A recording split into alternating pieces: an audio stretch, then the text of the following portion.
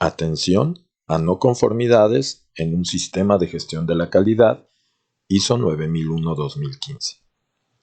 Con la intención de favorecer la mejora continua de los sistemas de gestión de la calidad conforme a la norma ISO 9001-2015, es indispensable comprender la importancia del registro de las no conformidades y la manera de atender los incumplimientos identificados. Por lo cual, compartimos la revisión de los requisitos asociados a este tema y la manera en que pueden ser atendidos para contribuir a la mejora.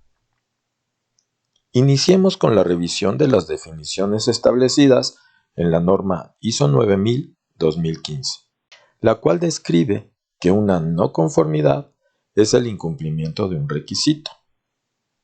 Cuando se identifica el incumplimiento de un requisito, existen dos posibles tratamientos. La corrección, que es la acción para eliminar una no conformidad. Dicha corrección es la reacción que estamos acostumbrados a tomar con cierta regularidad. No requiere de un método sofisticado. Busca eliminar el incumplimiento identificado, lo cual puede ser mediante diferentes acciones, que incluyen, por ejemplo, el reproceso, el retrabajo, incluso lograr una concesión, que es conseguir la autorización para liberar un producto, un servicio o una salida que no es conforme con los requisitos especificados. Para el caso de la concesión, no se modifica el producto, el servicio o el elemento no conforme, ya que para estos casos lo que se modifica es el requisito incumplido para lograr la conformidad. Existen casos en los que, por ejemplo, mediante negociación, cuando el incumplimiento no genera afectación en los productos y servicios del receptor, que puede ser el cliente, se logra la aceptación sin afectación para ninguna parte. Por ejemplo, cuando la pureza de un producto químico, siendo inferior al acordado, que, sin embargo, no afecta las características del proceso o producto al que será incorporado, y solo requiriendo de mayor volumen. Se puede negociar un descuento en el precio con el cliente o receptor del producto no conforme. Ahora analicemos el otro tipo de tratamiento. La acción correctiva, que por definición consiste en la acción para eliminar la causa de una no conformidad con la intención de evitar que vuelva a ocurrir. Este tipo de tratamiento es mucho más sofisticado. Requiere de aplicar una serie de herramientas para buscar las causas que provocaron el incumplimiento. Y una vez que identificamos el origen que generó esta situación, establecer las acciones para eliminar dichas causas con el fin de evitar que el incumplimiento se vuelva a presentar, o bien reduzca de manera significativa la frecuencia con la que éste se presenta. Como se habrá de entender, una acción correctiva contribuye de mucho mejor manera a la mejora continua si se aplican de manera correcta, debiendo tener presente que no por esta condición sea necesario aplicar acciones correctivas a todas las no conformidades de manera indiscriminada.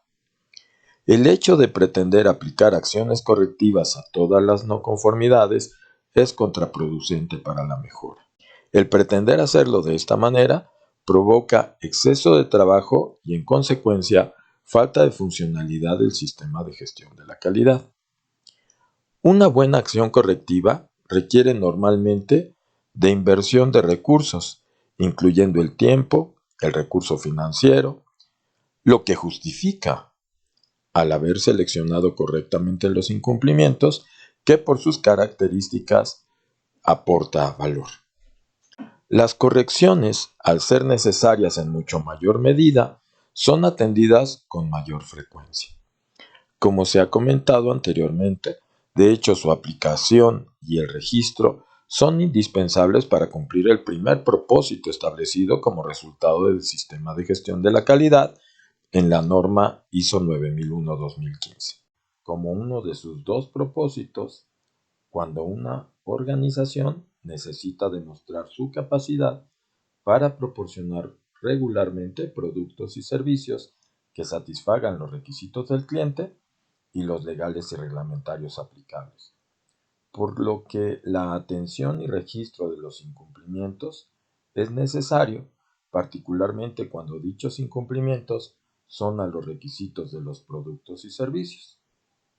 En casos particulares, es conveniente y a veces obligatorio aplicar acciones correctivas que, teniendo mucho mayor aportación a la mejora continua, si se aplican y seleccionan de manera adecuada. La ausencia de no conformidades implica una de las fallas más delicadas en todo sistema de gestión.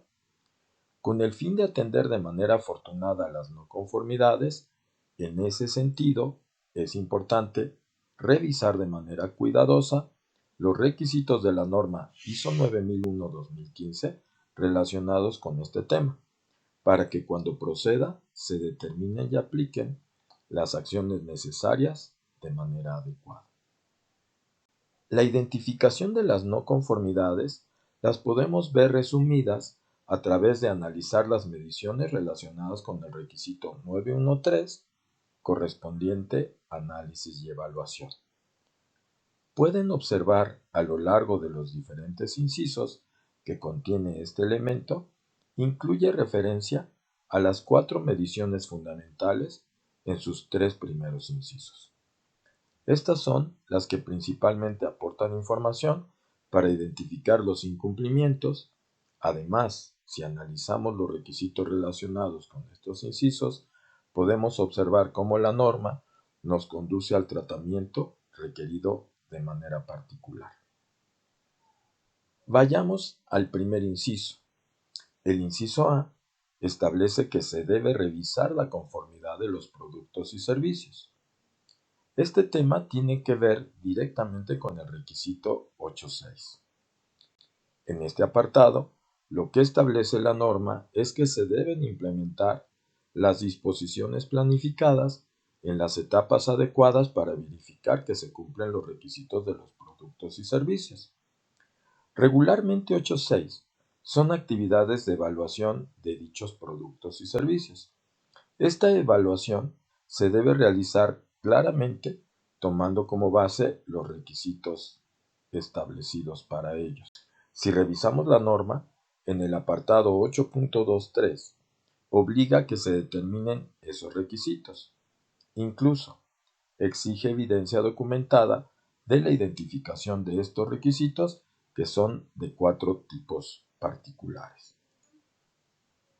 Los requisitos del cliente. O sea, en esta negociación se debe identificar qué es lo que el cliente requiere, incluyendo las actividades de entrega y las posteriores a la misma. También se tienen que considerar los requisitos inherentes, que son aquellos que, sin ser requeridos por el cliente, por la organización, ni por aspectos legales o reglamentarios, pero que deben ser tomados en cuenta para garantizar la calidad de los productos y servicios. Los requisitos especificados por la organización también son importantes. La empresa tiene requisitos a cumplir y deben darse a conocer al cliente. Asimismo, los requisitos legales y reglamentarios aplicables a los productos y servicios. Tomemos algunos ejemplos. A la hora de otorgar productos y servicios por mi cuenta, uno de los alcances de mi servicio incluye la capacitación. Cuando doy una capacitación, mi cliente me pide regularmente la formación en un tema particular para su equipo de trabajo. Lo que le ocupa es que el personal que trabaja en nombre de la organización que representa disponga ciertas competencias específicas, particularmente en temas relacionados con sistemas de gestión de la calidad o la auditoría a estos. Cuando me establecen estos requisitos, dando respuesta durante la negociación, con base en lo que debo de observar, les pido, por ejemplo, que me asignen equipo para la videoproyección, que me permitan información para considerar dentro del evento. Hay condiciones particulares también, como es el número máximo de participantes. Durante esta fase, también debo considerar requisitos legales y reglamentarios. Todo producto o servicio regularmente debe observar este tipo de requisitos. En mi caso, para dar capacitación, en México, se debe cumplir la Ley Federal del Trabajo, que en su artículo 153 requiere mi registro ante la Secretaría del Trabajo y Previsión Social como instructor, así como los cursos que imparto, se esté registrado ante esta secretaría. Los anteriores son 3 de los 4 requisitos para este servicio.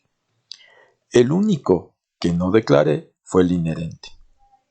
Cuando estamos negociando el otorgamiento de productos y servicios, debemos considerar también los requisitos inherentes. Estos requisitos, por ejemplo, en mi caso, tendría que ver con, por ejemplo, el considerar una pausa cada 2 horas.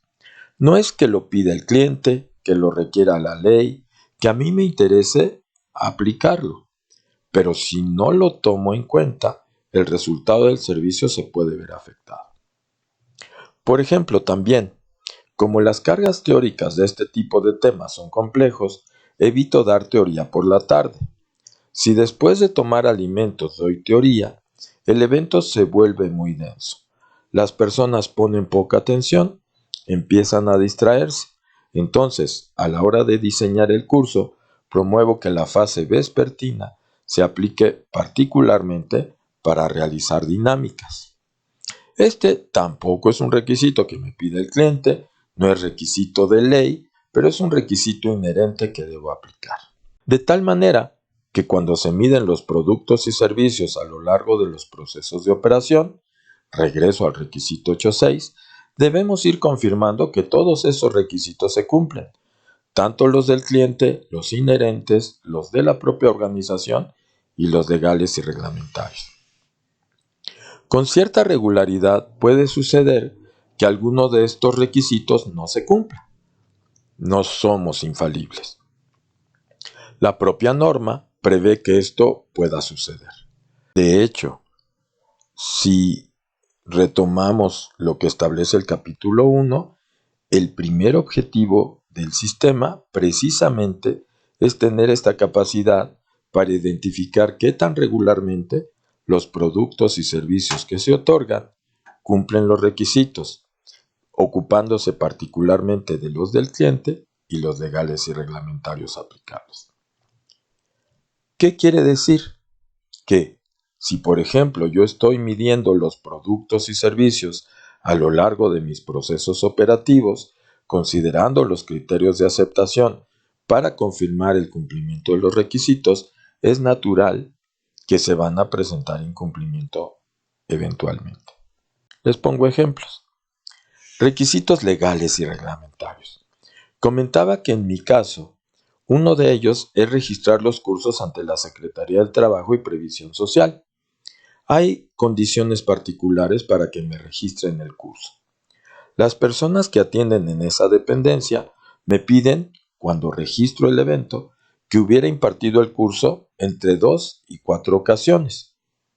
Cuando he ido a registrar y me piden esta condición, les hago saber que están haciendo incumplir ley, porque entre los 2 y los 4 servicios que otorgo esta capacitación, me veo en la necesidad de prestar el servicio sin dar el reconocimiento de ese 3, que es consecuencia del requisito legal, porque este registro no lo puedo emitir si no tengo registrado el curso. Este es un ejemplo de incumplimiento de un requisito legal por mi parte cuando estoy prestando este tipo de servicios.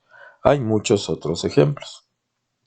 Cuando estoy dando un curso de temas muy avanzados, hay ocasiones que no se dispone del conocimiento necesario homologado por parte de los participantes, siendo un prerequisito. Al identificar esta condición durante la evaluación diagnóstica, me veo en la necesidad de desprenderme del temario original con el fin de nivelar los conocimientos mediante dinámicas no previstos en el diseño original para el curso, que es un requisito que tengo que cumplir. Entonces, pido concesión por parte de las personas que participan del curso, con lo cual normalmente están de acuerdo. Entonces procedo con ese tratamiento que la norma permite. A lo largo del proceso debemos ir cumpliendo estas disposiciones planificadas en las etapas adecuadas para verificar que se cumplen los requisitos. Y como es natural que esto traiga consigo la identificación de incumplimientos, la norma en el apartado 8.7 pide el control de las salidas no conforme y que dice: establece que esas salidas que no cumplen con los requisitos se identifiquen, se controlen para prevenir su uso o entrega no intencional. Durante este tratamiento, algunas de esas salidas no conformes pueden impactar de manera importante el cumplimiento de los requisitos comprometidos, y entonces deben estar claros los incumplimientos cuando se presenten, de tal manera que el apartado 8.7 establece la obligación de registrar lo que sucedió, que describa claramente lo que se incumplió, qué acciones se tomaron, acotadas en todo momento a eliminar el incumplimiento, incluida la concesión. Si ustedes analizan el apartado 8.7, podrán observar que en ningún momento este requiere la aplicación de acciones correctivas, al no conducir a eliminar las causas de los incumplimientos. A lo largo de toda la descripción, nos conduce a la identificación del incumplimiento y las acciones que se toman para remediar lo que sucedió, incluidas las concesiones. Esta fue la primera de 4 mediciones que vamos a comentar. Retornamos al apartado 9.1.3. El análisis y la evaluación que se requiere como en la segunda medición es la relativa a la satisfacción del cliente. Este tema, relacionado con el apartado 9.1.2, en el que se establece la obligación de dar seguimiento a la percepción de los clientes del grado en que se cumplen sus necesidades y expectativas. La diferencia con la medición del producto y servicio que observamos anteriormente es que ésta se da con cierto grado de subjetividad, porque no estamos midiendo requisitos, estamos midiendo necesidades y expectativas, lo cual puede promover que el cliente manifieste algo que no le gustó, y esto que no fue de su agrado no necesariamente es un incumplimiento. Entonces, lo que determina la norma es que la organización debe establecer los métodos para obtener, realizar el seguimiento y revisar esta información, de tal manera que no hay una obligación de un registro formal de esta información, de una no conformidad. A diferencia del requisito 8.6, que requiere relación de 3 registros: el registro que debe contener los requisitos de productos y servicios requeridos en el punto 8.2.3.2 de la norma, la evaluación del grado en que se cumplen estos requisitos en registro requerido en el apartado 8.6, y el tratamiento de las salidas no conformes que emanan de esta, mediante el registro requerido en el apartado 8.7.2. En cambio, el apartado 9.1.2, para la satisfacción del cliente, no requiere un solo registro formal. No es una herramienta que de manera regular haga aparecer no conformidades, y en consecuencia tampoco establece la obligación de tratamiento al respecto. Ya veremos un poco más adelante temas asociados a este tratamiento.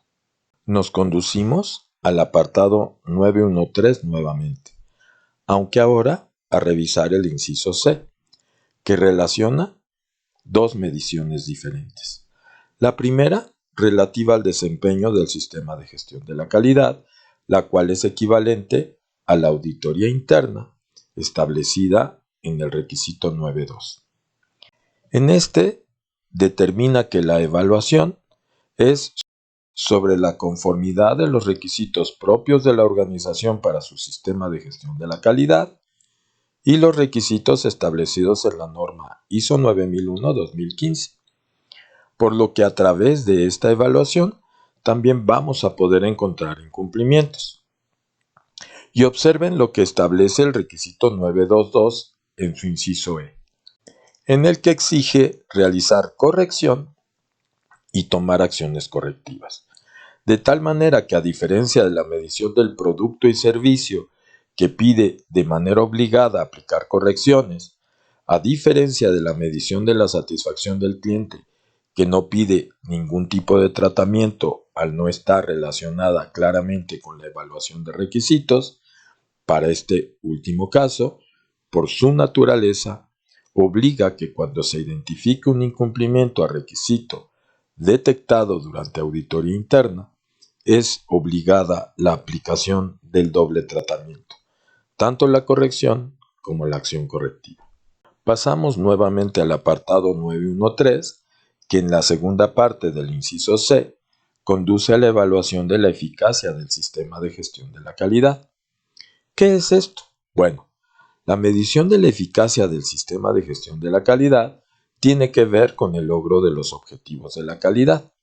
Si vamos a ese tramo, en la medición de los objetivos de la calidad, establece claramente desde el apartado 6.2.1 que la organización debe dar seguimiento y medición a los objetivos, pero no establece el tratamiento en caso de no lograrlos. De tal manera que no se requiere de un tratamiento en particular. El logro de los objetivos de la calidad, si analizamos la definición de un sistema de gestión que dice que es el conjunto de elementos de una organización interrelacionados o que interactúan para establecer políticas, objetivos y procesos para lograr estos objetivos, recapitulando, si los procesos deben servir para lograr los objetivos, la norma en el apartado 441G establece la obligación de evaluar estos procesos e implementar cualquier cambio necesario para asegurarse de que estos procesos logran los resultados previstos. Y en el inciso H obliga a mejorar tanto los procesos como el sistema de gestión de la calidad. De tal manera que analizando esta información completada con la lectura de la nota incluida en el apartado 10.1 de la norma, podemos concluir que, con base en los resultados de los procesos asociados a los objetivos de la calidad, la obligación de mejorar mediante corrección, acción correctiva u otro tipo de acciones. Concluyendo, cuando los procesos no alcancen los resultados esperados, que deberían estar asociados con los objetivos de la calidad, se podría tomar la corrección, la acción correctiva u otro tipo de medidas. Tras analizar cada una de las mediciones durante los cursos de capacitación que imparto sobre este tema, generalmente aplico la siguiente dinámica. Promuevo el análisis de la información revisada, de tal manera que solicito a las y los participantes que para cada una de las mediciones relacionadas con los requisitos publicados en la primera columna de la tabla que proyecto, revisando la información contenida en la norma ISO 9001-2015, publiquen en las celdas contenidas en la segunda columna el título, nombre o manera de identificar la medición. La gran mayoría de estas disponen de nombre determinado desde la propia norma. En las celdas contenidas en la tercera columna, solicito registren cuáles son los criterios o requisitos que se deben usar de referencia para ejercer cada una de esas 4 mediciones. En las celdas contenidas en la cuarta columna, solicito que pongan la palabra sí si es que la corrección es obligada por norma o no. De igual manera, en la quinta columna, que establezcan sí en caso que la acción correctiva sea obligada por norma o no de no ser así. En ese sentido, el resultado que normalmente alcanzamos como grupo es el siguiente. La primera medición es la auditoría interna, que está asociada a 2 conjuntos de requisitos. Los que la norma ISO 9001-2015 establece del apartado 4.1 al 10.3 y los que se determinan desde el sistema de gestión de la calidad como obligaciones a cumplir. Si cualquiera de estos requisitos se incumple, el auditor debe documentar la no conformidad y el tratamiento es la corrección y la acción correctiva obligadas por norma. Para la siguiente medición es la liberación de los productos y servicios. El criterio que se ocupa para medir los productos y servicios son los que se identificaron en el apartado 823 de la 9001-2015. Los requisitos del cliente, los legales y reglamentarios, los de la propia organización y los inherentes. Se deben considerar los criterios de aceptación relacionados con estos temas. Cuando en este sentido se identifique un incumplimiento, se debe registrar la salida no conforme, que puede incluir productos y salidas no conformes. El requisito 8.7 exige aplicar y registrar la corrección. La acción correctiva no es obligada. Pasamos a la tercera medición. La tercera medición es la de los procesos. Si el proceso sirve para que se cumplan los objetivos y el logro de los objetivos hacen que se cumpla la política, eso es un sistema de gestión. Y entonces, el proceso se mide contra objetivos del proceso o del sistema de gestión de la calidad. Y entonces, si no son lo mismo, están relacionados. Un buen proceso contribuye al logro de los objetivos de la calidad. La norma, en este caso, no dice cuál es el tratamiento, solo dice que debe mejorar. Y entonces, por eso, aparece un asterisco tanto para la corrección como para la acción correctiva, ya que sin que la norma lo indique, el sistema debería brindar certidumbre de en qué momento, cuando el objetivo de la calidad no se alcance o cuando el proceso no logre los resultados previstos, se puede atender con corrección o con acción correctiva y esperaríamos que el sistema nos brinde el tratamiento porque la norma no lo establece. Nos vamos a la última medición contenida en esta tabla. La última medición prevista es la satisfacción del cliente. Esa satisfacción del cliente, si recuerdan, a la hora de revisar el requisito, observamos que lo que mide son necesidades y expectativas. Al no ser requisitos, la norma ISO 9001-2015 no pide ni la corrección ni la acción correctiva. En ese sentido, vayamos a revisar entonces qué son las acciones correctivas, cómo dice que se deben resolver.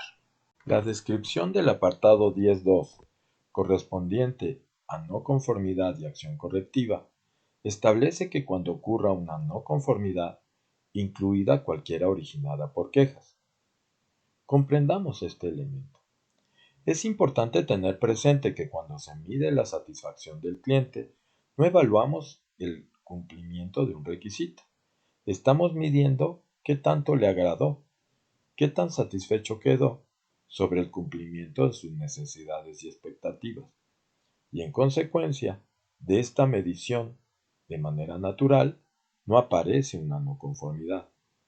Pero pudiera ser que, de una queja, se identifica que aparece esta como consecuencia de una no conformidad. Habrá quejas de clientes que manifiesten que algo no le gustó o que no le pareció. Si al analizar esa insatisfacción se descubre que esto que no le gustó, que no le pareció, no implica incumplimiento, la organización debe analizar si es necesario atender ese tema. Pero si durante el análisis a la que se refiere el requisito 10.2,